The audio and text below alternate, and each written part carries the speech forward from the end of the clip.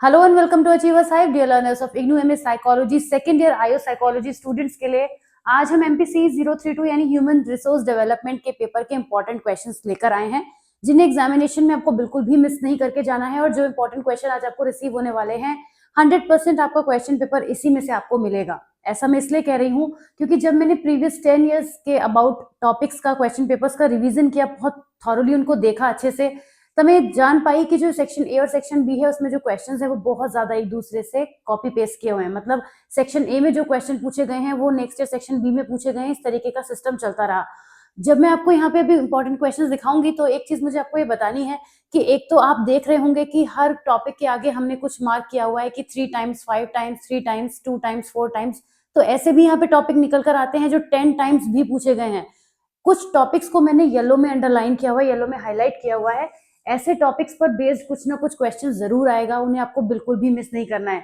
जैसे यहाँ पर हमने टॉपिक दिया है concept aim and function of HR management, but HR management को बहुत अच्छे से समझ के जाएगा क्योंकि उसके लेफ्ट राइट भी कोई बात हो सकती है और एचआर मैनेजमेंट पर क्वेश्चन पूछा जा सकता है। ये तो आपको है ही, ये तो पूछा ही गया है 5 टाइम्स, लेकिन फिर भी एचआर मैनेजमेंट का कोई और टॉपिक भी अगर वो जोड़ दें तो कोई बड़ी बात नहीं है।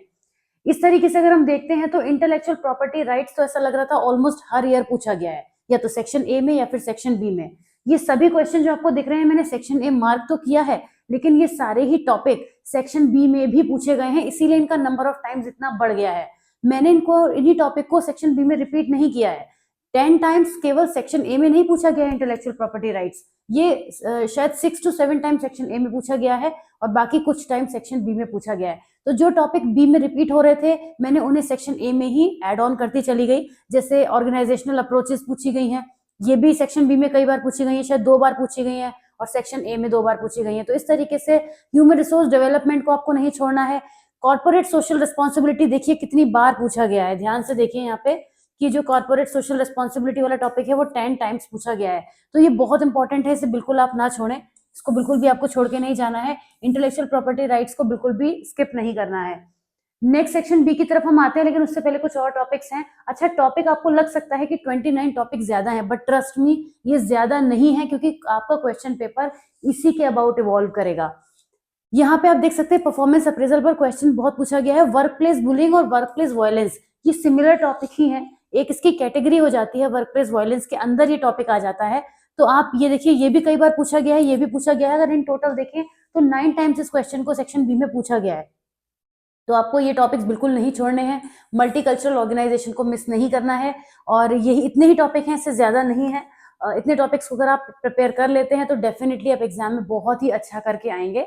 और कुछ ऐसे भी टॉपिक आपको बस मुश्किल से 1-2 टॉपिक ही ऐसे नजर आएंगे जो बस एक ही बार पूछे गए हैं, जैसे perception and creativity in the context of an organisation.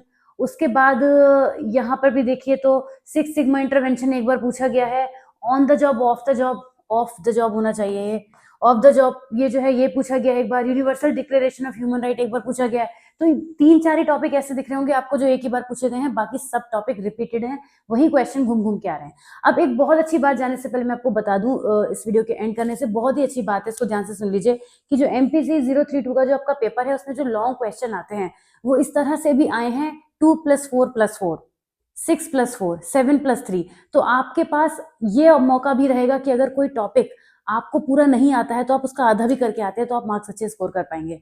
Alright, so this was it for the day. ये 32 का जो पेपर है बहुत अच्छा करके आएगा। I wish you all the very best. अपने फ्रेंड्स के साथ शेयर कर दीजिएगा जो आपके आईओ साइकोलॉजी के ग्रुप से, क्योंकि बच्चों को इंपॉर्टेंट इन्फॉर्मेशन नहीं मिल पाती है, आईओ साइकोलॉजी के बच्चे काफी कम रहते हैं।